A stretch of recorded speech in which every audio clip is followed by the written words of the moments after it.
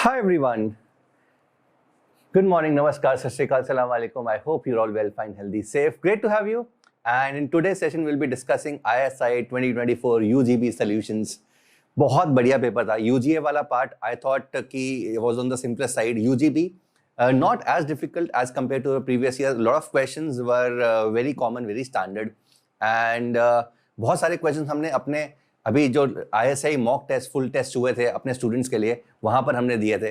तो I am very sure the students who were a part of Vedantu olympiad school would have done these questions correctly. So let us get started with problem number 1. Before we start, this is a batch which is starting for ISI 2025 aspirants.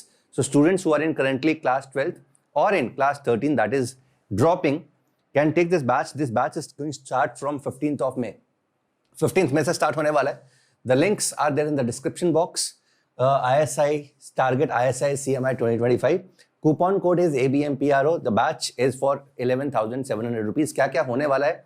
15th May से 25th May, that is first 11 days. There are going to be daily classes from 3 to 4:30 p.m. 26th May onwards, ये 3 दिन 3 days a week में shift हो जाएंगी, Monday, Wednesday, Friday. So consisting of minimum 80 live session जिसके अंदर पूरा syllabus हम cover करेंगे. इसके अलावा अलग से एडिशनल 10 UGB सेशंस अलग से हैं, कम से कम 10 UGB before the exam. A lot of doubt sessions, test discussion sessions इसके अलावा स्केड्यूल है, right. So all these things are there in this particular batch and of course a lot of test UGA UGB full test are going to be there in this particular batch. तो you can consider joining this. ये start हो रहा है 15th of May को. And जो बच्चे 2026 को target कर रहे हैं उनके लिए एक बहुत बढ़िया सा बैच है. That is consisting of 156 live lectures. इसके अंदर ना सिर्फ ISI but JEE and IOQM की तैयारी भी की जाएगी. इसके अंदर IOQM के 2 साइकिल्स आने वाले हैं दिस ईयर 2024 एंड 2025. उन दोनों के लिए अलग से डेडिकेटेड तैयारी होगी. And this is going to be taken by Rajit sir, Chetan sir and me. Monday and Friday 2 days a week 7 to 8:30 p.m. ये बैच ऑलरेडी स्टार्ट हो चुका है. Since it is 2 days a week तो ऑलमोस्ट अभी 7 से 8 classes हो गई हैं. तो अगर तुम इंटरेस्टेड हो इसको ज्वाइन कर सकते हो. The link is there in the description box. The price is for 24, the batch is for 24,000 rupees. Alright, so let's start with the first question. The question says find with proof the values of t such that. Okay. Find with proof the values of t such that limit n approaches infinity 1 plus 2 to the power 1 by 3 plus 3 to the power 1 by 3 up to n to the power 1 by 3 upon n to the power t is c for some real number c positive greater than 0. Also find the corresponding values of c. So ये question है और ये बहुत ही easily हो सकता है using the limit of sum using integration. And also ये एक और बाउंडिंग से भी हो सकता है बट इसको एक तरीके से करने की कोशिश करते हैं. तो यहाँ पर क्या दिया हुआ है? Limit n approaches infinity. This is 1 to the power 1 by 3 plus 2 to the power 1 by 3 plus 3 to the power 1 by 3 and so on up to n to the power 1 by 3 divided by n to the power t. और ये वाला value जो है वो c है and c is a positive number. तो ये जो चीज है इसको सिग्मा की फॉर्म में लिखते हैं. So limit n approaches infinity sigma, this is r to the power 1 by 3. r to the power 1 by 3, r varies from 1 to n. r varies from 1 to n. हम क्या करते हैं इसको इंटीग्रेशन वाली फॉर्म बनाने के लिए यहां से t से 1 by 3 उधार ले लेते हैं. So this is n to the power 1 by 3. एक 1 by n और उधार ले लेते हैं तो बचा क्या? n to the power t minus 4 by 3. ठीक है, तो एक 1 by 3 उधार ले लिया, एक 1 उधार ले लिया, बोरो कर लिया एंड बचा t minus 4 by 3. So 1 by 3 plus 1 is 4 by 3. So this is limit n approaches infinity sigma r by n to the power 1 by 3 into 1 by n into 1 by n divided by n to the power t minus 4 by 3. ये limit है. r varies from 1 to n. r varies from 1 to n. ठीक है, तो ये limit आ चुकी है. तो पहले फॉर्म देखते हैं. What is the form? इस लिमिट का what is the form, what is the form. तो फॉर्म के लिए पहले ये लिमिट चेक करते हैं कि ऊपर वाली लिमिट क्या होगी। सो ऊपर वाली limit, so let us only concentrate on the numerator. So limit n approaches infinity, sigma r varies from 1 to n, r by n to the power 1 by 3 into 1 by n। क्या ना से ये integration में change हो सकता है। r by n is x to the power 1 by 3 dx 0 to 1, right? So this can be changed into integration and ये आराम से निकाला जा सकता है। This is x to the power 4 by 3 upon 4 by 3 from 0 to 1, so this is 3 by 4। So numerator जो है वो 3 by 4 को टेंड कर रहा है। Denominator n to the power t minus 4 by 3। अब देखो, if this limit is finite, if this limit is finite and also positive, can I say अगर t का वैल्यू 4 by 3 हुआ, अगर t का वैल्यू 4 by 3 से बड़ा हुआ, if t is more than 4 by 3, so n to the power t minus 4 by 3 will be n to the some positive power, so n to any positive power नीचे infinite हो जाएगा, anything upon infinite will tend to 0, so if t is greater than 4 by 3, this is n to the power t minus 4 by 3, this limit is going to tend towards 0, but हमें क्या चाहिए, ये जो limit है this is positive, this should be positive, ठीक है। तो ये हो गया। अच्छा, अगर t का वैल्यू 4 by 3 से कम है, अगर t का वैल्यू 4 by 3 से कम है तो n to the some negative power, n to the negative power basically n ऊपर चला जाएगा, n नेगेटिव पावर n ऊपर चला जाएगा 3 by 4 into infinite, तो ये लिमिट जो है वो इंफिनिटी को टेंड कर देगी, हम वो भी नहीं चाहिए। सो t अगर 4 by 3 से बड़ा हुआ तो लिमिट 0 हो जाएगी, t अगर 4 by 3 से कम हुआ तो लिमिट इनफाइनाइट हो जाएगी, हमें फाइनाइट लिमिट चाहिए। इसका मतलब नीचे जो है it should be independent of n, तो t minus 4 by 3 should be 0, that is t is equal to 4 by 3। so t अगर 4 by 3 हुआ तो नीचे 1 हो गया, ऊपर 3 by 4 है, तो लिमिट उस केस में फाइनाइट आएगी एंड पॉजिटिव आएगी। So what is the possible value of t? So t अगर 4 by 3 है, if t is equal to 4 by 3, then this limit is going to be finite and positive and the corresponding value of c मतलब the limit is going to be 3 by 4, c is going to be 3 by 4। So t is going to be 4 by 3 and corresponding value of c is going to be 3 by 4. So for t is equal to 4 by 3, this limit is going to be finite and positive. Right? So this was a simple question. तो अगर तुम्हें limit as limit of a sum using integration किया हुआ है तो यार ये वाला question definitely होना चाहिए था, इसमें कोई भी दिक्कत नहीं होनी चाहिए थी। Right? So I hope this is clear to everyone. Now over to Chetan sir for question number 2.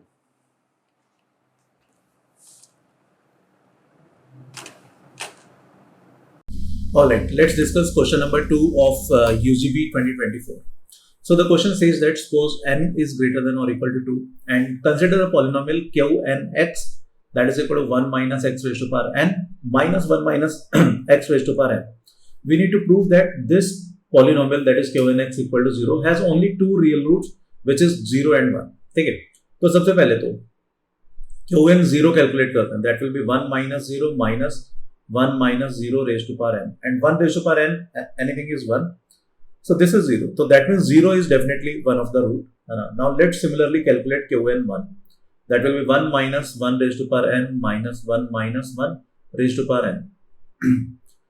Clearly n is the degree of the polynomial and n must be a natural number because n is greater than or equal to 2, so safely this is 0 and 1 raised to power anything is 0, so that is 0. So that simply means 1 is also a root of this equation, right? Now we know for a polynomial between any two real roots of a polynomial,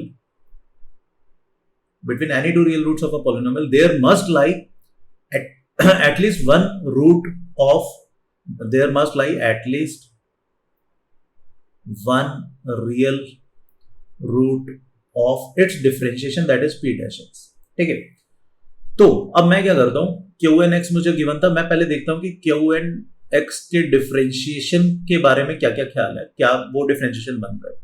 1 का differentiation 0, आगे बन जाएगा minus n x raise to power n minus 1, minus of 1 minus x raise to power n का differentiation n into 1 minus x raise to power n minus 1, फिर 1 minus x का करेंगे तो minus और आ जाएगा। तो q n dash x equal to 0, इस पॉलिनोमियल का डिफरेंशिएशन 0 होने का मतलब है ये वाली चीज 0 होगी, है ना। विल इम्प्लाई बेसिकली हम एन एन कैंसिल आउट कर सकते हैं, है ना, और simply minus n x n minus 1 plus n times 1 minus x raise to power n minus 1 that is equal to 0, है ना। ये कैंसिल आउट कर दिया तो बचता है भैया आपके पास 1 minus x raise to power n minus 1 that is equal to x raise to power n minus 1। अब क्योंकि हम ये क्लेम कर ही चुके हैं कि 0 और 1 एक रूट है, तो अब हम ढूंढना चाह रहे हैं x नॉट इक्वल टू 0 के लिए भी कुछ, या x नॉट इक्वल टू 1 के लिए हम डिस्कस करना चाह रहे हैं, है ना। तो सेफली मैं इसको डिवाइड कर सकता हूँ, इसको डिवाइड करता हूँ तो मुझे क्या मिलेगा, इसको डिवाइड करने से हमें क्या मिल रहा है 1 minus x upon x raise to power n minus 1 that is equal to 1, ठीक है। अब देखो पहले तो ये समझ में आना चाहिए कि इसको हम सेफली डिवाइड क्यों कर सकते हैं, बिकॉज अब हम x नॉट इक्वल टू 0 के लिए कंसिडर कर रहे हैं। अब किसी भी चीज की पावर समथिंग इक्वल टू 1, तो या तो पावर 0, n माइनस 1 0 होने का मतलब है n इक्वल टू 1, बट अपने को साफ साफ क्वेश्चन में बोला गया था कि भैया n ग्रेटर देन और इक्वल टू 2 है, तो ये केस तो अपन कंसिडर करेंगे ही नहीं। और क्या पॉसिबिलिटी है, अंदर वाली चीज 1 बन रही हो या अंदर वाली चीज माइनस 1 बन रही हो और पावर इवन बन रही हो, ठीक है। पहले ये देखते हैं कि अगर अंदर वाली चीज माइनस 1 बनती है तो 1 minus x upon x that is equal to minus 1, यहां से आ गया 1 equal to 0 which is mathematically not a fact. तो इसका क्या मतलब निकला, इसका सिंपल सा मतलब निकला कि भैया ये वाली चीज माइनस 1 नहीं हो सकती, तो एक ही पॉसिबिलिटी रहेगी कि 1 माइनस एक्स अपॉन एक्स ये 1 हो, है ना। यहां से सॉल्व करोगे तो x इक्वल टू हाफ आ गया। तो इसका मतलब जो क्यू एन डैश एक्स है वो 0 के इक्वल सिर्फ a की वैल्यू पर हो रहा है x इक्वल टू हाफ पर। और इनफेक्ट जो अपने इस जो हमने कॉन्सेप्ट पढ़ा था या जो कॉन्सेप्ट हमें आता है उसको जस्टिफाई भी कर रहे हैं, क्योंकि हमें पता है 0 और 1 एक रूट है, तो 0 और 1 के बीच में एक रूट जरूर, एटलीस्ट एक जरूर होना चाहिए था क्यू एन डैश एक्स का, है ना। ये इनफेक्ट रोलेस थ्योरम से भी ये चीज बोली जा सकती है, बट ये तो बड़ी ऑब्वियस चीज है ना। तो x इक्वल टू हाफ इसका एक रूट आ रहा है, बट क्योंकि कोई और रूट नहीं आ रहा, क्योंकि क्यू एन डैश एक्स का कोई और जीरो नहीं आ रहा, कोई और रूट नहीं आ रहा, इसका मतलब px का और you can say q n x का कोई और रियल रूट नहीं हो सकता। क्योंकि अगर कोई और रियल रूट होता, जैसे मान लो 0 1 एक और रूट होता, मान लो a अब या तो 1 से बड़ा होगा या 0 से 1 के बीच में लाई करेगा, है ना, या 0 से छोटा होगा, तो बेसिकली 1 से a के बीच में भी एक रूट होता, समझ पा रहे हो, या a से 0 के बीच में होता, या 0 से a के बीच में होता और a से 1 के बीच में होता। तो मतलब बेसिकली पॉइंट इज और अलग से और रूट भी होते क्यू एन डैश एक्स के, बट क्योंकि क्यू एन डैश एक्स का एक ही रूट है तो इसका मतलब क्यू एन एक्स के सिर्फ 2 ही रियल रूट है, विच इज 0 एंड 1। तो ये क्वेश्चन नंबर 2 भी इजी था, डुएबल था यूजीबी पॉइंट ऑफ व्यू से। होपफुली ये क्वेश्चन आप लोगों ने पेपर में किया होगा, और इनकेस अगर नहीं भी किया तो एटलीस्ट अभी समझ में जरूर आ गया होगा, right. Hi, all right. Let's discuss question 3 of UGB 2024. So in this question, basically the question says that let ABCD is a quadrilateral with all internal angles less than pi. जैसा कि figure में हमें दिख रहा है ABCD is a random quadrilateral, है ना, and its all internal angles are less than pi. Squares are drawn on each side as shown in the picture below. जैसा हमें फिगर में दिख रहा है. And let's say delta 1, delta 2, delta 3, delta 4 ये कुछ एरियाज हैं, ठीक है। काफी हद तक क्लियर नहीं दिख रहा है इसमें, मैं बता देता हूँ आपको। This is I guess delta 1, this is delta 2, then delta 3, and this is delta 4, right?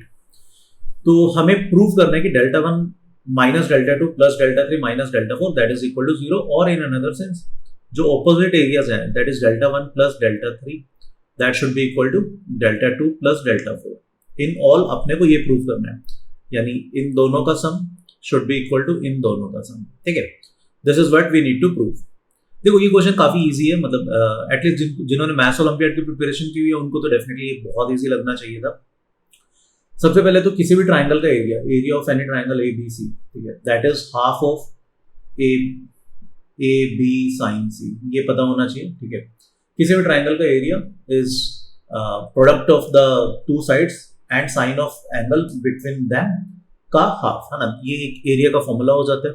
Apart from that अब देखो क्या मैं बोल सकता हूँ, लेट्स से सिंस ये एक स्क्वायर था तो this angle should be 90 EBA है ना. सिमिलरली ये भी 90 है. अब अगर लेट से ये थीटा 2 है तो कैन आई से एंगल बी जो क्वाड्रिलेटरल के अंदर वाला एंगल है दैट इज एंगल ABC. ठीक है, angle ABC plus theta 2 that should be 180 and theta 2 क्या होना चाहिए 180 माइनस एंगल ABC होना चाहिए. Make sense. अब अगर मैं डेल्टा 2 की बात करता हूँ, डेल्टा 2 एरिया की बात करता हूँ which is actually area of triangle EBH. थोड़ा ध्यान से देखना है ना. लेट से AB का साइड L1 है, इसका साइड L2 है एंड लेट से इसका साइड L3 है एंड लेट्स अज्यूम इसका साइड L4 है. ठीक है, अब डेल्टा 2 जो EBH का एरिया है, क्या हम ऑब्वियसली EB भी L1 होगा एंड BH भी L2 होगा. तो EBH को मैं लिख सकता हूँ L1 L2 साइन थीटा. ये समझ में आ रहा है. तो ये मेरा शेडेड एरिया जो कि ट्रायंगल EBH का एरिया. जरा एक चीज थोड़ा ध्यान से समझो. अगर मैं ABC के एरिया की बात करता हूँ, अगर मैं ट्रायंगल ABC के एरिया की बात करूँ, ठीक है, तो अब आपको दिखना चाहिए ABC का एरिया क्या होगा. अच्छा, यहाँ पे हाफ लगाना भूल गया मैं, सॉरी.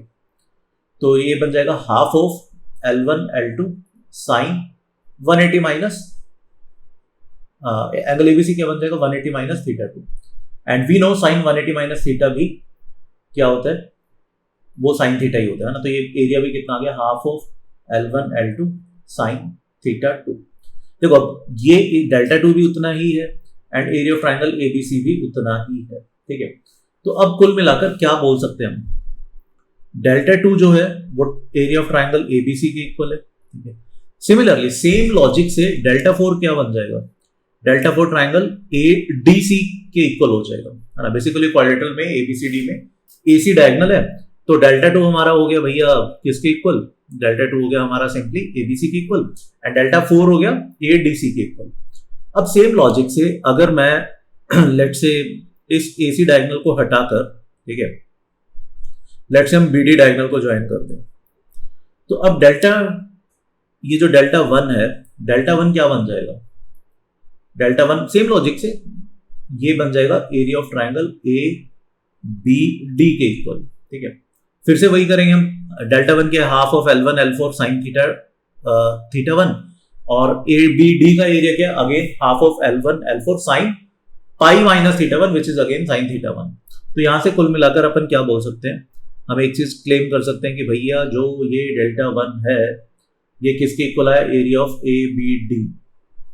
एंड सिमिलरली ये जो डेल्टा 3 है, डेल्टा 3 ये किस चीज के इक्वल आ जाएगा, डेल्टा 3 अपन फिर से क्लेम कर पाएंगे, delta 3 is equal to area of triangle CBD. अब खुद सोच के देखो यार, डेल्टा 2 प्लस डेल्टा 4 क्या है, ये डेल्टा 2 प्लस डेल्टा 4 क्या ये आपको एरिया ऑफ क्वाड्रिलेटरल ABCD नजर आ रहा है, और डेल्टा 1 प्लस डेल्टा 3 ये क्या है, ये भी तो एरिया ऑफ क्वाड्रिलेटरल ABCD ही है ना. तो हमें यही तो प्रूव करना था कि इन ऑपोजिट वाले एरियाज का सम इक्वल होना चाहिए. ठीक है, तो this thing is actually equal to this thing, और इन अनदर सेंस ये वाली चीज होल्ड करेगी. ठीक है, तो ये वाला क्वेश्चन यार देखो मेरे हिसाब से तो एक इजी क्वेश्चन था. एटलीस्ट जिनको बेसिक एरियाज का आइडिया या जिन्होंने मैथ्स ओलंपियाड की प्रिपरेशन की हुई है, तो यूजीबी स्टैंडर्ड के हिसाब से this question was on easier side. मतलब चीजें थोड़ी बहुत स्ट्राइक करनी चाहिए बट डूएबल क्वेश्चन था. राइट, होपफुली समझ में आ गया होगा आपको ये question number 3. Alright, so question number 4 देखते हैं ISI UGB 2024 का. यहाँ पे थोड़ी सी करेक्शन है क्वेश्चन में. क्वेश्चन कह रहा था FR2R be a differentiable FR2R be a function which is differentiable at 0. Define another function GR2R such that Gx जो है वो fx into sin of 1 by x है. ठीक है, if x is not equal to 0 and 0 है if x is equal to 0. Further कह रहे कि अगर suppose that G is also differentiable then we need to prove, हमें 3-4 चीजें प्रूव करनी थी. एक तो प्रूव करना था f of 0 equal to G of 0 that is also equal to f dash 0 that is also equal to G dash 0 and they all are equal to 0. ये हमें प्रूव करना था. टू प्रूव, ये प्रूव करना है. In fact इसमें कुछ चीजें तो ऑलरेडी दी हुई हैं. जैसे बात करें x इक्वल टू 0 पर gx की डेफिनेशन 0 दी हुई है, तो g of 0 तो इक्वल टू 0 दिया ही हुआ है, तो इसको प्रूव करने की कोई जरूरत नहीं है. g of 0 was given in the question that it is 0. ठीक है, अब देखो क्वेश्चन ने क्या है कि g एक डिफरेंशिएबल फंक्शन है, तो ऑब्वियसली g कॉन्टिन्यूअस तो होगा. अब 0 पर अगर वैल्यू इसकी 0 है तो 0 पर लेफ्ट हैंड लिमिट और राइट हैंड लिमिट भी 0 आनी चाहिए g की, है ना। अब gx में ये क्या है, fx multiplied by sine of 1 by x। अब ध्यान से देखना, fx multiplied by sine of 1 by x, ये limit at x tending toward 0 हमें 0 के इक्वल करानी है, तभी ये फंक्शन gx 0 पे कॉन्टिन्यूअस हो पाएगा, ठीक है। अब देखो साइन ऑफ 1 बाय x, जब x 0 को अप्रोच करेगा तो ये एक ऑसिलेटिंग वैल्यू होती है -1 से 1 के बीच में, क्योंकि 1 बाय x ये प्लस इंफिनिटी या माइनस इंफिनिटी को अप्रोच करेगा और साइन उस इंटरवल में -1 से 1 ऑसिलेट करेगा। अब कोई भी चीज अगर -1 से 1 के बीच में है, उसको हम fx से मल्टीप्लाई करके 0 बना रहे हैं, तो ये तभी पॉसिबल है जब ये खुद 0 बन रहा हो, ठीक है। तो इसका मतलब limit x tending toward 0 f of x that should be 0, but f तो हमारा एक कॉन्टिन्यूअस फंक्शन था, डिफरेंशिएबल था रादर, है ना। तो लिमिट अगर 0 है तो दैट मींस f of 0 0 होना पड़ेगा, ठीक है। तो ये कहानी अब समझ में आनी चाहिए कि भाई g of 0 तो 0 है ही है, साथ के साथ f of 0 भी 0 है, ठीक है। क्लियर, यहां तक कहानी क्लियर। अब अगर ये चीज क्लियर है तो अब हम हमारे पास जो चीज बच जाती है, अब अपने को बेसिकली ये चीज देखना है कि भाई मान लिया कि चलो ये दोनों 0 हो गए, अब डिफरेंशिएबिलिटी के लिए कैसे देखोगे, f'0 और g'0 ये कैसे देखा जाए, ठीक है। इसके लिए देखो, आप लोगों को पता होगा, बहुत सारे बार हम रेगुलर क्लास में बताते भी हैं, जब भी एक फंक्शन पर डेफिनेशन चेंज हो, है ना, जब भी एक फंक्शन जब भी एक पॉइंट पर डेफिनेशन चेंज हो, जैसे x इक्वल टू 0 पर अलग डेफिनेशन है, नॉन 0 पर अलग डेफिनेशन है, तो डिफरेंशिएबिलिटी के लिए अपने को फर्स्ट प्रिंसिपल ऑफ डिफरेंशिएशन के थ्रू ही जाना पड़ता है, और कोई तरीका नहीं होता। बाकी सब तरीके से डायरेक्ट डिफरेंशिएशन करने से चीजें गड़बड़ हो सकती हैं, ठीक है। तो g'0 में अगर निकालना चाहूं तो बाय डेफिनेशन क्या होगा, limit h tending toward 0 f of 0 plus g of 0 plus h minus g of 0 whole upon h, ठीक है। और ये वैल्यूज मुझे पता है, g of 0 प्लस h मतलब g of h।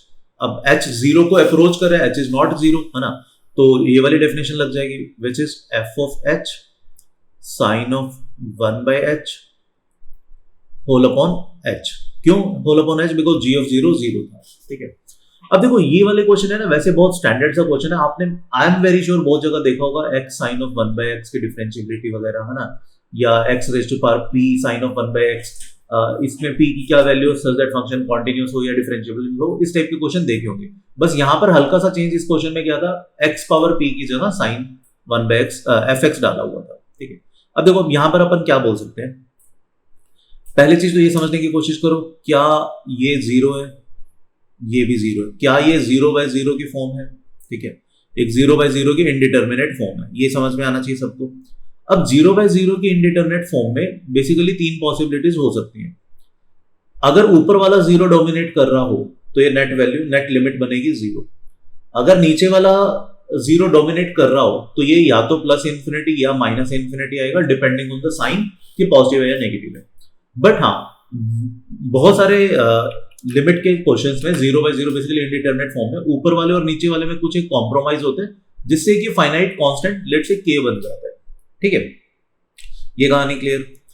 अब यहां पर जो 0 बाय 0 की फॉर्म है वो मेजरली इस वजह से, तो अभी अगर मैं इस चीज को ही देखूं, मतलब मैं कंसिडर करना चाहता हूं limit h tending toward 0 f of h upon h, ये क्या होगा, ये इन तीनों में से कुछ भी पॉसिबिलिटी हो सकती है, 0 हो सकता है या प्लस माइनस इंफिनिटी में से कुछ हो सकता है या फिर एक कांस्टेंट k हो सकता है, ठीक है। अब देखो, अगर ये चीज प्लस इंफिनिटी या माइनस इंफिनिटी है तो उसको हम किससे मल्टीप्लाई कर रहे हैं फर्दर, एक ऑसिलेटिंग चीज से जो -1 से 1 के बीच में वेरी कर रही है।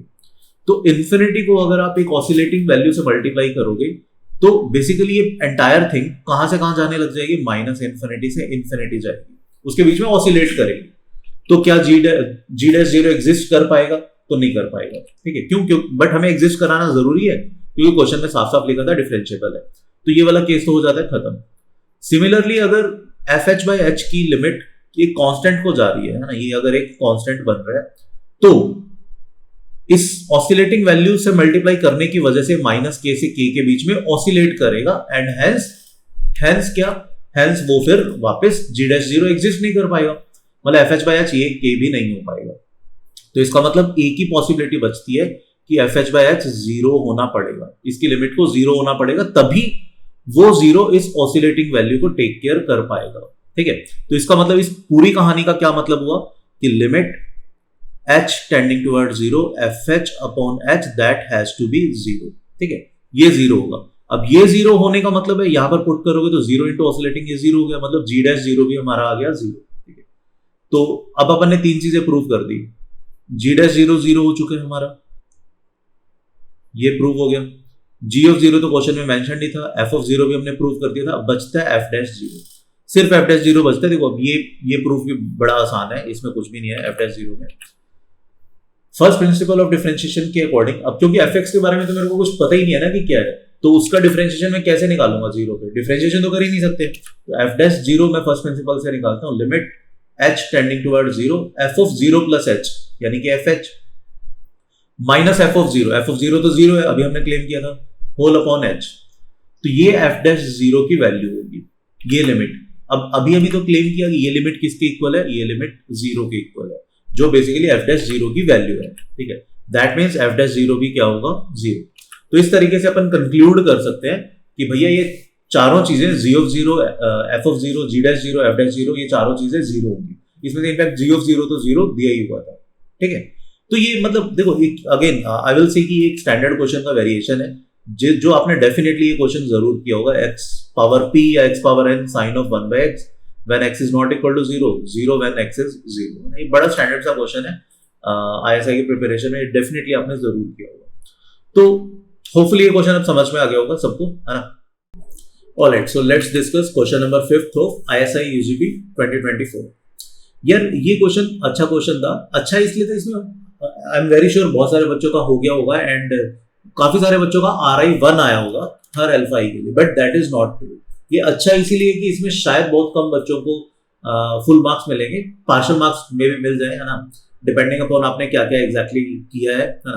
क्वेश्चन कह रहा था let px is a polynomial with real coefficients and let's alpha 1 alpha 2 alpha 3 and so on alpha k they are the distinct real roots of px equal to 0। ठीक है, if p dash is the derivative of p, we need to prove for each I, है ना, that x minus alpha I times p dash x upon px that will be equal to ri। ठीक है, for some positive integer ri, तो ri एक positive integer है, ये prove करना है। अब बहुत सारे बच्चों ने माना होगा कि px कि भाई पॉलिनोमियल है, इसके डिस्टिंक्ट रियल रूट्स अल्फा 1 से लेकर अल्फा k है, तो पॉलिनोमियल हो गया आपका x minus alpha 1, x minus alpha 2 and so on x minus alpha k।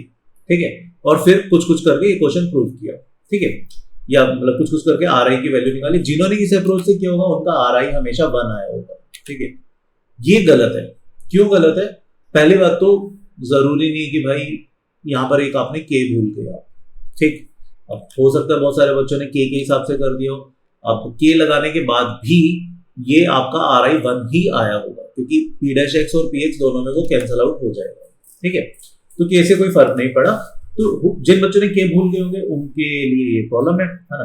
But के लगाने से भी अभी इनकरेक्ट है। क्यों इनकरेक्ट है? क्योंकि देखो क्वेश्चन ने बोला था कि ये भैया इसके सिर्फ रियल रूट्स है, इसके अलावा कुछ इमेजिनरी रूट्स भी तो हो सकते हैं।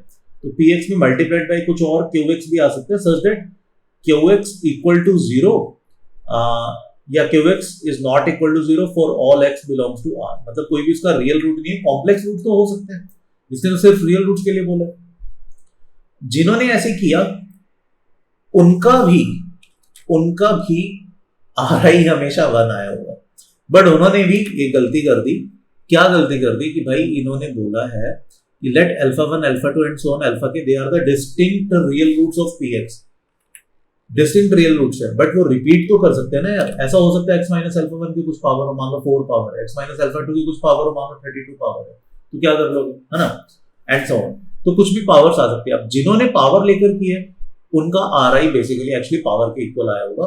एंड क्योंकि पावर पॉलिनोमियल ले रहे हैं तो पावर इज नेचुरल नंबर, तो वो it can be any natural number. ठीक है, कैसे हो रहा है अब आगे क्वेश्चन वो मैं बता देता हूं आपको। तो पहली चीज तो आपको ये समझ में आनी चाहिए कि पूरी कहानी से कि जो px होगा, ठीक है, मैं एक बार px लिख देता हूं यहाँ पे। जो px होगा that can be x minus alpha 1 की पावर कुछ भी, लेट से p1 पावर कह रहा हूं मैं, x माइनस अल्फा 2 की power p2 and so on x minus alpha कहां तक जा रहा है, k तक ना, अल्फा के पावर p के multiplied by qx, where obviously qx is not equal to 0 for all x belongs to r। ठीक है, x के किसी भी रियल वैल्यू के लिए qx 0 नहीं है। तो पहले तो ये हमारा px हो गया। ठीक है, अब किसी भी अल्फा i के लिए प्रूव करते हैं, मान लो लेट्स से हम अल्फा r के लिए प्रूव कर रहे हैं। ठीक है, या फॉर एग्जांपल मैं एक i मान लेता हूं, लेट्स से मैं i इक्वल टू 7 के लिए प्रूव कर रहा हूं, ऐसी रैंडम मैंने माना है ना। तो क्या मैं px को ये लिख सकता हूं कि px is nothing but x minus alpha 7 power p7 multiplied by something, उस समथिंग को मैंने gx मान लिया। अब gx क्या है हमारा, मैं यहां पे लिख देता हूं, gx is our x minus alpha 1 की पावर p1 था and so on x minus alpha k की power pk multiplied by qx। बस इसमें क्या चीज नहीं आई, इसमें जो i है बेसिकली जो पावर 1 2 3 4 अप टू k चल रहा था वो 7 नहीं आया। ठीक है, क्योंकि मैंने 7 अलग से निकाल लिया। अब देखो, अगर हम बात करते हैं limit x tending toward alpha 7 की, ठीक है, अल्फा 7 की बातें हो रही हैं, तो ये हमें क्वेश्चन क्या पूछा गया, x minus alpha 7 multiplied by p dash x। अब इसका डिफरेंशिएशन देखो क्या आएगा, इसका डिफरेंशिएशन आएगा p7 times x minus alpha 7 की पावर p7 माइनस 1। ठीक है, gx as it is, product rule लगेगा, प्लस x माइनस अल्फा 7 की पावर p7, ठीक है, multiplied by g dash x। ये तक कहानी क्लियर। होल अपॉन क्या था, होल अपॉन था आपका px, और px एक्चुअली क्या है, px की भी वैल्यू रख देता हूं, ये हमने px माना था अभी, x माइनस अल्फा 7 की power p7 multiplied by gx। ठीक है, अब देखो, अगर आप यहां पर इन टर्म्स को अलग अलग निकालोगे तो पहले आपका आएगा p7 टाइम्स x, इन ये इससे मल्टीप्लाई जब होगा x माइनस अल्फा 7 की पावर कितना बनेगा, ये p7 बन जाएगा क्योंकि एक पावर यहां पर है ना, और एक यहां पर, मल्टीप्लाइड बाय gx, प्लस क्या आया, प्लस बना आपका x माइनस अल्फा 7 की पावर p7 प्लस 1। ठीक है, multiplied by gx g dash x, sorry, whole upon gx, whole upon gx। ठीक है, और x कहां अप्रोच कर रहा था आपका, x अप्रोच कर रहा था अल्फा 7 को। ये तो क्लियरली आपका, अच्छा यहां पर x माइनस अल्फा 7 की पावर p7 रह गया, x माइनस अल्फा 7 की पावर p7।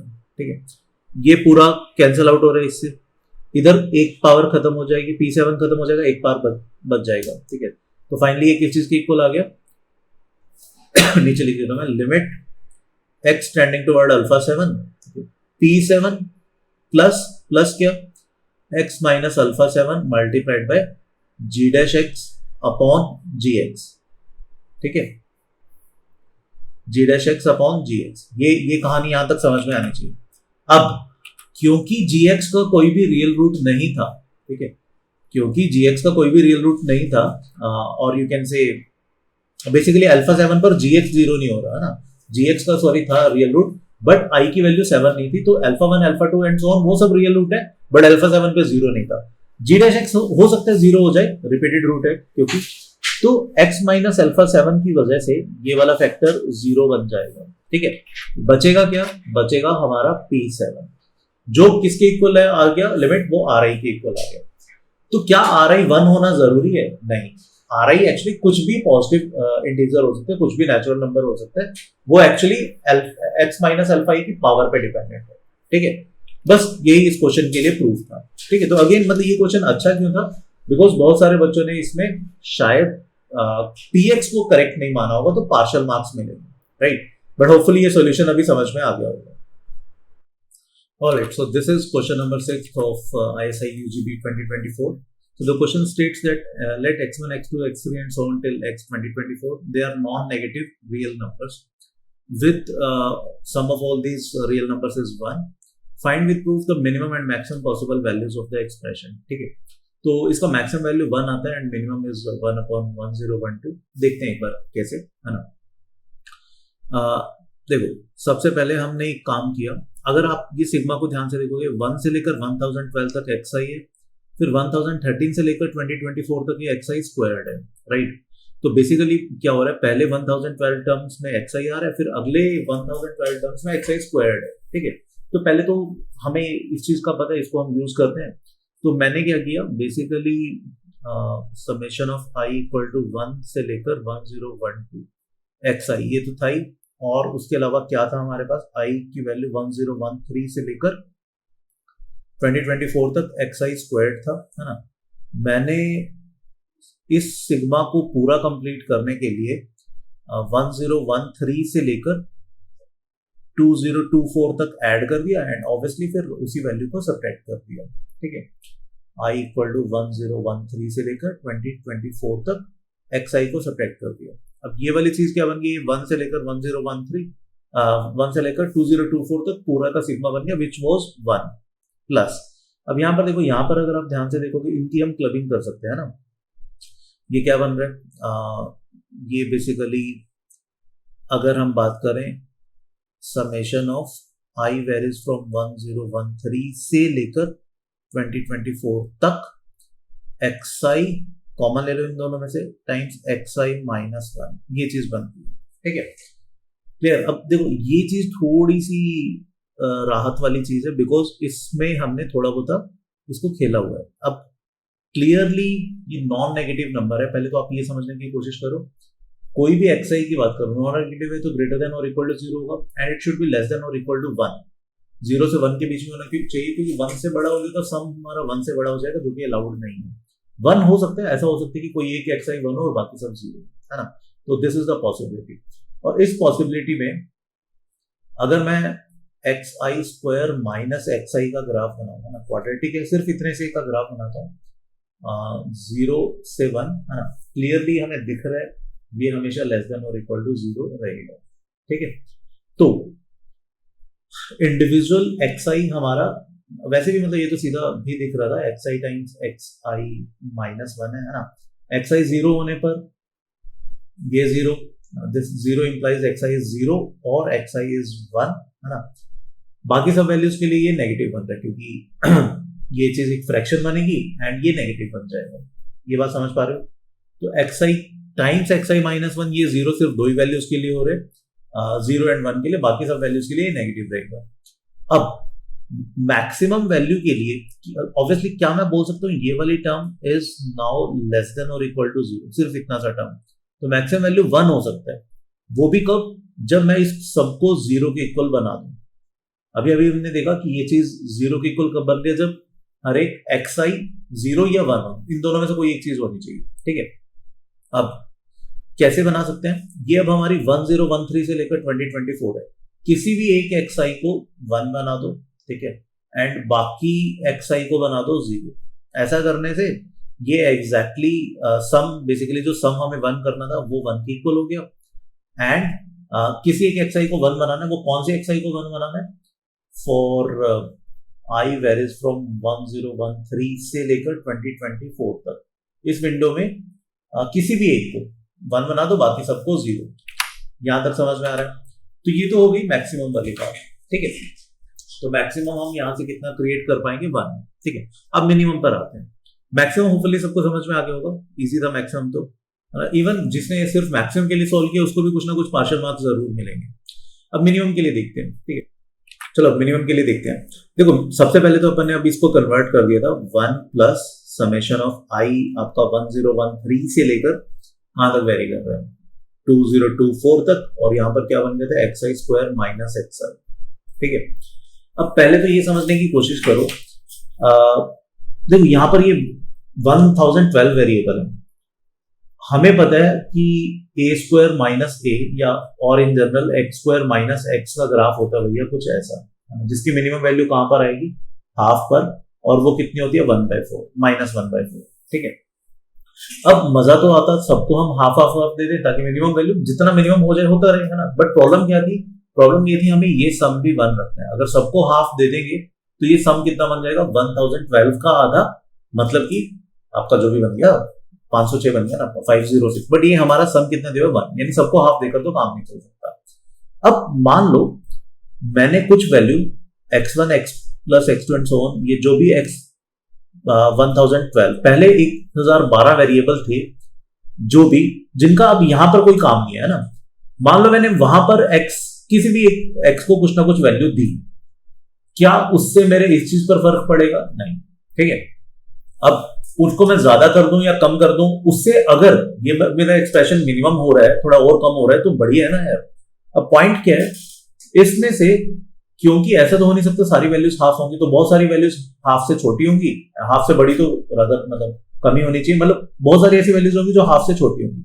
अगर मान लो मैंने किसी भी एक क्वांटिटी को, लेट्स से यहाँ पर x को कुछ वैल्यू दी, 1 का कुछ पार्ट इसको दिया, लेट्स से कुछ भी एक फ्रैक्शन दिया, तो माय पॉइंट इज कि यहां पर जो भी वो वैल्यूज आपकी हाफ से छोटी हैं, ये पार्ट आप अगर उनको प्रोवाइड कर दोगे तो यहाँ पर जो भी इसकी मिनिमम वैल्यू आनी थी वो थोड़ा सा और आगे शिफ्ट हो जाएगा, ठीक है। पॉइंट इज वो और उसको मिनिमम की तरफ लेकर जाएगा। तो और यहां से अब कंक्लूजन क्या निकला? यहां से कंक्लूजन निकला कि भैया इस ब्रैकेट को तो दो आप 0, यानी अब ध्यान से समझना क्या कंक्लूजन कह रहा हूं मैं।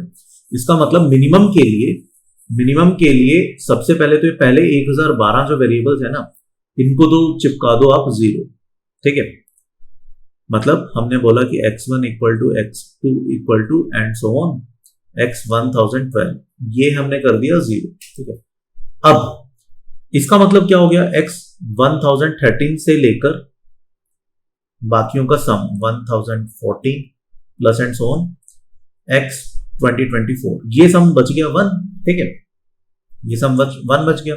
अब हमें ये जो मिनिमम निकालना था, तो ध्यान से देखना, 1 plus summation of i equal to 1013 से लेकर 2024 टाइम्स ये क्या था xi स्क्वायर ना, minus summation of i equal to, अलग अलग कर दिया इन्हें, जो पहले हमने क्लब किया था उनको अलग अलग कर देते हैं, ठीक है, हमारी मर्जी हुई, ठीक है। xi ये कितना है? ये हमारा 1 है, ठीक है। तो क्या ये वाला 1 इस वाले 1 से कैंसिल आउट हो रहा है? तो मतलब बच क्या रहा है अब कहानी? i इक्वल टू 1013 से लेकर 2024 xi स्क्वायर, ये कहानी बच गई, ठीक है। तो अब मुद्दे की बात क्या है? अब ध्यान से समझना, ये कितने वेरिएबल है? 1012 वेरिएबल्स का इंडिविजुअल का सम था 1 और हमें उसके स्क्वायर की मिनिमम वैल्यू निकालनी थी। अब यहां पर आ जाता है कुछ मैथ्स ओलंपियाड का काम। तो दो चीजें होती हैं, जिसको कोशिश-वार्ट्ज इनइक्वालिटी पता है या टीटूज लेमा पता है, वो इस इनइक्वालिटी को बड़े आराम से सॉल्व कर लेगा। कैसे? देखो मैं एक बार है ना एक्सप्लेन कर देता हूँ कोशिश-वार्ट्ज और ये टीटूज लेमा क्या होता है। पहले कोशिश-वार्ट्ज देखते हैं, ठीक है। कोशिश-वार्ट्ज क्या कहता है कि अगर let say x1 square plus x2 square plus and so on xn square multiplied by y1 square plus y2 square plus and so on yn square, this is greater than और equal to x1 y1 plus x2 y2 plus and so on क्या xn yn whole square. ये Cauchy Schwarz कहते हैं। अब अपने को क्या करना था? अपने को देखो भैया इस चीज की मिनिमम वैल्यू निकालनी थी सब्जेक्ट टू दिस, और इन जनरल अपने में अब क्या हो गया? अपने को भैया गिवन है, मैं इन वेरिएबल्स मान लेता हूं, इनको नए वेरिएबल्स, 1012 वेरिएबल्स थे, ठीक है, जिनका सम था 1 और अपने को उनके स्क्वायर की मिनिमम वैल्यू निकालनी थी। ये हमारा क्वेश्चन बन गया, ठीक है। अब यहां पर मैंने इन सबको डाला a1, यानी a1 square plus a2 square plus and so on a1012 square, और इन सबको चिपका दिया 1। अब 1 square plus 1 square plus 1 square 1012 बार ऐड करोगे 1012 बन गया, ग्रेटर देन और इक्वल टू x1 टाइम्स 1 यानी कि x1 plus x2 plus xn यानी कि basically a1 plus a2 plus and so on 8012, ये हो गया 1। तो क्या अब मैं बोल सकता हूं a1 square plus a2 square plus and so on a1012 square that is greater than or equal 1 upon 1012, and hence minimum value is 1 upon 1012, ये मिनिमम वैल्यू आ गई। इसको टीटूज लेमा से भी कर सकते हो। टीटूज लेमा क्या कहता है? टीटूज लेमा कहता है कि भैया एक्स स्क्वायर अपॉन, अगर लेट से a1 है या एक्स स्क्वायर अपॉन a है, चलो a1 मान लिया, y स्क्वायर अपॉन a2 है plus z square upon a3 है, ऐसे जितने मर्जी वेरिएबल्स हैं, दैट इज ग्रेटर देन और equal to x plus y plus z squared whole upon नीचे वाले को ऐड कर दो a1 plus a2 plus a3। तो देखो ये कहानी क्या होगी? ये सिंपल सी कहानी है अपनी। अपने केस में क्या था? x 1013 square plus x 1014 square plus and so on x 2024 square, है ना। ये वेरिएबल्स है, इनके नीचे 1 1 मान सकते हैं। दैट इज ग्रेटर देन और इक्वल टू सबका सम अपॉन 1 को कितनी बार ऐड कर रहे हो, 1012 बार, 1012। ये सम कितना था, ये 1 था, तो किससे बड़ा आ गया ये, अगेन ये हमारा इंडिविजुअल किससे बड़ा गया, 1/1012। तो T2's लेमा के हेल्प से भी आप बोल सकते हैं मिनिमम इज 1012। ठीक है, तो दो तरीकों से अपन ने मिनिमम देखा, होपफुली दोनों तरीके आपको समझ में आ गए होंगे। एंड मतलब देखो, इसमें मैक्सिमम के कम मार्क्स होंगे डेफिनेटली, मिनिमम के थोड़े ज्यादा मार्क्स है। एंड बहुत सारे बच्चों ने, है ना, एंड बहुत सारी जगह पर गलत किया है ये मिनिमम। बहुत सारे बच्चों ने मिनिमम शायद हाफ क्लेम किया है, गलत है भैया। Minimum is 1012 which is definitely far lesser than half, right. चलो, होपफुली ये क्वेश्चन 6 समझ में आ गया होगा पूरा। Alright, let's discuss question number 7 of ISI UGB 2024. So the question states that consider a container of the shape obtained by revolving a segment of the parabola x equal to 1 plus y square around the y-axis as shown below. ठीक है, the container is initially empty. Water is poured at a constant rate of 1 centimeter cube per second into the container, and let ht be the height of the water inside the container at time t. ठीक है, find the time when the rate of change of HT is maximum. ये question है। देखो, simple से शब्दों में question ये क्या कह रहा है कि एक पैराबोला को घुमाकर हमने एक कंटेनर बनाया। ऑब्वियसली जो बॉटम है उसका वो कवर्ड है, वरना तो पानी लीक कर जाएगा, है ना। एंड ऊपर से हम पानी डालते हैं। ठीक है, पानी डालने का हमारा रेट कांस्टेंट है 1 सेंटीमीटर क्यूब पर सेकेंड। अब एक चीज सोच के देखो यार, मान लो कोई भी चीज है, लेट से एक सिलेंडर था, ठीक है, उस सिलेंडर में हम एक कांस्टेंट रेट से पानी डाल रहे हैं।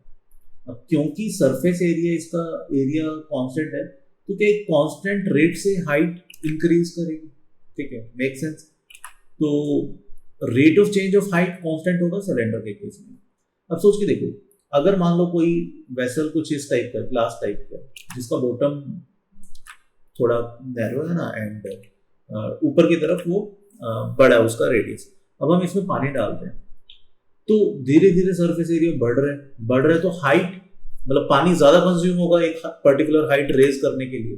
ठीक है, वेयरएज अगर वेसल होता कुछ ऐसा इस टाइप का, जैसे फ्लास्क होते हैं, है ना। अब इसमें जैसे जैसे हम पानी डालेंगे, क्योंकि ऊपर का रेडियस धीरे धीरे कम होने लग रहा है, तो हाइट एकदम से बढ़ेगी। पहले स्टार्टिंग में कम तेजी से बढ़ेगी, फिर धीरे धीरे हाइट बढ़ती रहेगी। यहां तक कहानी क्लियर है। अब इस कहानी का इस क्वेश्चन से क्या लेना देना है, इस कहानी का इस क्वेश्चन से ये लेना देना है कि क्वेश्चन में पूछा गया था find the time T when the rate of change of height is maximum. Height का बढ़ने का रेट सबसे ज्यादा हो। तो पहली बात तो सबसे इंपॉर्टेंट इसमें आपको ये चीज समझ में आनी चाहिए कि भैया किस पॉइंट पे हाइट का रेट ऑफ चेंज मैक्सिमम होगा। ऑब्वियसली जब पानी बिल्कुल आधा भर गया होगा, क्योंकि यहाँ पर इसका रेडियस जो भी बन रहा है बर्तन, है ना, जो भी वेसल बन रही है, इसका रेडियस यहाँ पे सबसे कम है। ठीक है, तो यहाँ पर rate of change of height सबसे ज्यादा होगा। पहली चीज तो ये आपको समझ में आनी चाहिए। तो प्रैक्टिकली अब क्वेश्चन में कुछ भी नहीं रह गया। क्वेश्चन में रह गया कि भैया आपको इस आधे इधर नीचे वाले का वॉल्यूम निकालना है। उतना वॉल्यूम देख लो, 1 सेंटीमीटर क्यूब पर सेकेंड से कितने टाइम में भरेगा। दैट्स इट, ये आंसर हो जाएगा। अब ऑब्वियसली ऊपर वाले का वॉल्यूम निकालो या नीचे वाले का वॉल्यूम निकालो, एक ही बात है। वॉल्यूम कैसे निकाल लेंगे, इंटीग्रेशन से निकाल लेते हैं। y हाइट पर हमने एक dy मतलब इनफाइनाइटेसिमल स्मॉल हाइट का एक डिस्क सेलेक्ट कर दिया। जैसे बड़ा कॉमन है फिजिक्स में, ये स्टार्टिंग में बहुत करते हैं ना, स्मॉल एलिमेंट लेते हैं और फिर उसको इंटीग्रेट करके कुछ कुछ निकालते होते हैं। अपन यहाँ पे वॉल्यूम सेम तरीके से निकाल लेते हैं। इसका रेडियस यहाँ पे क्या होगा, इस पॉइंट का x कोऑर्डिनेट। ठीक है, तो क्या मैं बोल सकता हूँ इस dy थिकनेस की डिस्क का, जो कि ऑब्वियसली एक सिलेंडर की तरह ट्रीट की जा सकती है, उसका वॉल्यूम क्या होगा, पाई radius x square height dy। इसको इंटीग्रेट करना है मुझे कहां से कहां, 0 से लेकर, अब जब x की वैल्यू 2 है तो y की वैल्यू ऑब्वियसली प्लस माइनस 1 आ रही है, यहां पर मैं 1 ले रहा हूं। ठीक है, अब x क्या था मेरा, 1 प्लस वाई स्क्वायर, बस सब्स्टिट्यूट कर दो, 0 से 1 pi 1 plus y square dy, sorry 1 plus y square का स्क्वायर, है ना, x स्क्वायर का। ठीक है, तो अब ये होल स्क्वायर खोल दो यार, 0 से 1 पाई को तो बाहर ले लो, तो 1 plus y power 4 plus y 2 y square dy। इसको इंटीग्रेट करना है। इंटीग्रेशन में भी कुछ मुश्किल नहीं होना चाहिए। इंटीग्रेशन क्या बन रहा है, y plus y power 5/5 plus 2y² 3 है ना, और ये लिमिट कहाँ से कहाँ, 0 से 1। तो एक कुल मिलाकर क्या बनता है, pi times 1 plus 1/5 plus 2/3 which is equals to, LCM हो जाएगा 15, पाई तो आई गया, और यहाँ पे कितना बनेगा 15 प्लस कितना 3 18, 18 प्लस 10 28। तो 28 पाई/15 इतना है वॉल्यूम, यानी इतना सेंटीमीटर क्यूब। ठीक है, स्पीड के वाटर और करने की 1 सेंटीमीटर क्यूब पर सेकेंड। तो कितना टाइम लगेगा, कितने टाइम बाद रेट ऑफ चेंज सबसे मैक्सिमम होगा जितने में हाफ सिलेंडर भरेगा, यानी जितने में इतना वॉल्यूम भरेगा, एंड दैट टाइम इज 28 पाई/15 सेकेंड्स। ये आंसर आ जाएगा यार, 28 पाई/15। तो क्वेश्चन में कुछ भी खास नहीं था, जस्ट आपको ये देखना था कि रेट ऑफ चेंज हाइट का बढ़ने का वो मैक्सिमम कब होगा, ऑब्वियसली जब इसका रेडियस कम से कम होगा। ठीक है, होपफुली ये क्वेश्चन समझ में आ गया होगा। Hello dear students, so this is question number 8 of ISA UGB 2024. So in this we have given, in a sports tournament involving n teams, each team plays every other team exactly once. So we have n teams and each plays with the other team exactly once. So we can say number of matches will be NC2, right? So that will n into n minus 1 by 2. Now the next thing says, at the end of every match, the winning team gets 1 point and the losing team gets 0 point. Okay, and there is no discussion about the match if it ends in a draw. So we assume that either the team win or lost, right? So draw वाला इसमें case नहीं consider करेंगे हम. And at the end of a tournament, the total points received by the individual teams are arranged in ascending order as follows. So सबसे ज़्यादा score x1 ने करा, that is greater than equal to x2 and so on up to xn, right? So now we have to prove that for any k between 1 to n, xk, that is the number of matches or the number scored by kth team, is greater than equal to n minus k by 2 but less than equal to n minus k plus 1 by 2. Now the first thing that we have find out is number of matches. Now the second thing we can find out is the total number of points. You see, the total number of points will be equal to the number of matches only, because either in every match at least one, means exactly one team wins, so that team gets 1 point. So whatever be the number of matches, that will be the number of points as well. So total number of points of all the teams is n into n minus 1 by 2. So I can say that x1 plus x2 up to xn, this sum is equal to n into n minus 1 by 2. Right guys? So this is the first information that we can write. The sum of all the score is n into n minus 1 by 2. Now the second thing that we can observe is the maximum number of wins or the maximum score that a team can attain. As a team, any team plays n minus 1 matches, right? Every team plays exactly one match with the other team, so there are n minus 1 other teams. If I say the team A plays n minus 1 matches with the other teams, right? The other n minus 1 teams. So maximum score that a team can get is n minus 1 only. For every win, they get a 1 point. So number of points is n minus 1. Now second thing is, or the third thing is, can two teams have a score n minus 1? क्या ऐसी दो teams हो सकती है जिनका score n minus 1 आ जाए? So answer is no, because अगर ए टीम सारे के सारे मैच जीती है तो मीन्स जो बाकी टीम्स है वो एटलीस्ट एक मैच तो हारी होंगी ना. So the other team score can not be n minus 1. So we can say that the second highest can be is n minus 2 ohm, but not n minus 1. Okay. Now let's see this condition for this thing that we have to prove. So we have to work on XA, right? So we have x1, x2, xk minus 1 plus xk, xk plus 1 up to xn, right? So we can write it in this way. Now all these cores xk plus 1 to xn, all these cores are less than xk, right guys? All these cores are less than xk. So I can say that this sum is greater than equal to, this sum is greater than equal to, in fact not greater than,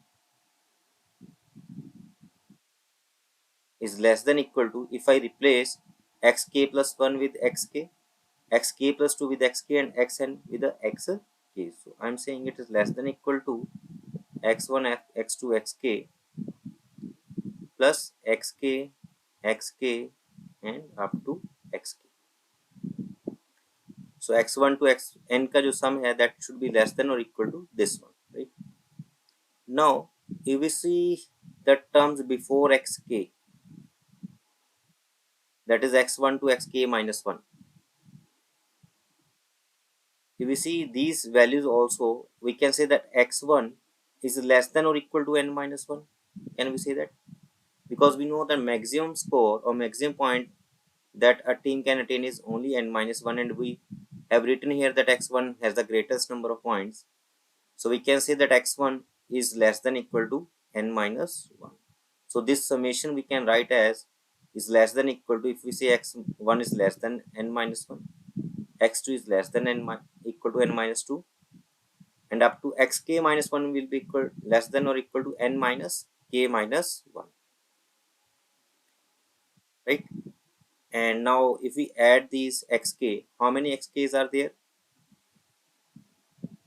So if we count the number of terms, that are n minus k only, and there is one more xk here, so it is n minus k times, so not n minus k plus 1 times xk, right? And if you see in the left side, we have this terms, right? x1 x2 up to xn, and their sum is n into n minus 1 by 2. Now we have to just simplify the expression, so you will get the one inequality here. Let's see if this is only n minus n into n minus 1 by 2 less than equal to, so this is basically an AP. And how many terms are there? So there are k minus 1 terms, so we can say n by 2, that is k minus 1 by 2, a plus l first term plus last term,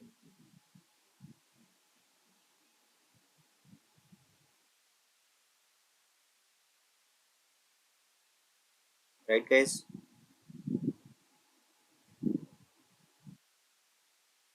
So now we have to simplify this, so you can take this term to left side, so it becomes n into n minus 1 by 2 minus k minus 1 by 2 into n minus k is equal to n minus k plus 1 times xk.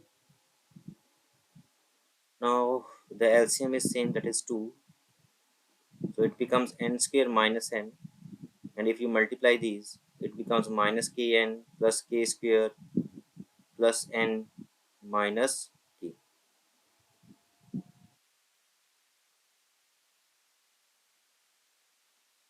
So what we are getting in the left side,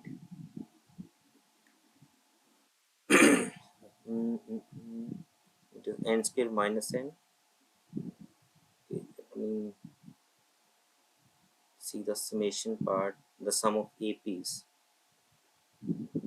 We have n minus 1 up to n minus k minus 1, x k minus 1 will be this, right?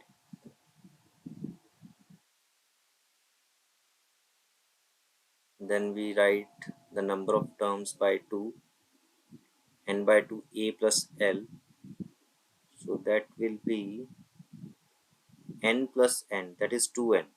So I think I have written here n only, so it is basically 2n.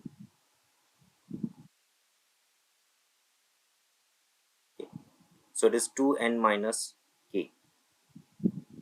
Now if you multiply these, you will get 2kn, then k square, then plus 2n and minus k. So now let's see if we can make the factors of this.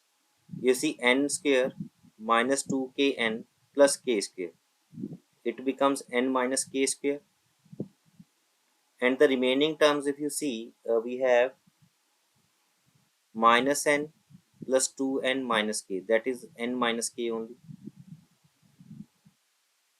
and it is greater than equal to, right?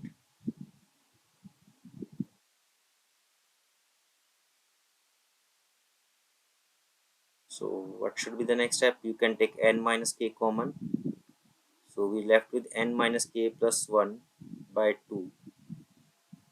In this side it is n minus k plus 1 xk, so this get cancelled. So as k is between 1 to n, so this term is positive, so you can directly cut them without changing the inequality. So we get xk is greater than equal to n minus 1 ak by n minus k by 2. So we get this part. Okay, now let's go for the right one. For that, what should we do? We have x1, x2 up to, or we can say xk minus 1 plus xk